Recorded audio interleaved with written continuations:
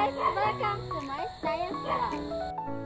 Ngayon, pag-usapan natin ang pinakamahalagang halaman dito sa Pilipinas.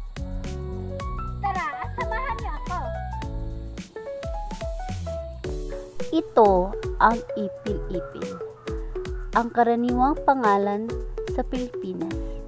Ang kanyang siyentipikong pangalan ay Leucaena leucocephala. Ang ipil-ipil ay isang maliit hanggang katamtamang laki ng puno na mabilis tumubo. Mayroon itong mga kumpol na maliit na dahon, puting bulaklak at mahabang kuyamangging bunga o buds. Madali itong tumubo kahit sa lupang hindi masyadong mataba, kaya't karaniwang itong ginagamit sa reforestation o pampanumbalik ng kagubatan.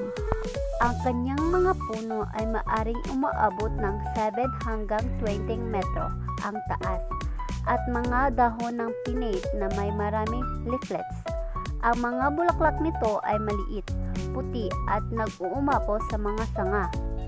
Ang ipil-ipil ay maraming silbi sa ating komunidad. Ang mga buto at dahon nito ay ginagamit sa tradisyonal na gamot para sa mga problema sa tiyan at bulate. Ngunit dapat mag-ingat dahil maaring nakakalason ito kung sobra.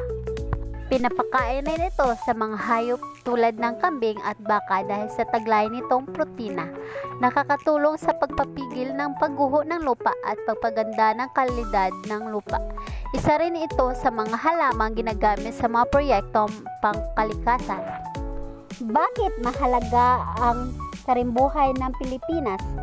Mahalaga ang sarimbuhay ng Pilipinas dahil ito ang pinanggagalingan ng ating kabuhayan, kalikasan at kultura. Kapag pinangalagaan natin ito, pinangangalagaan din natin ating kinabukasan.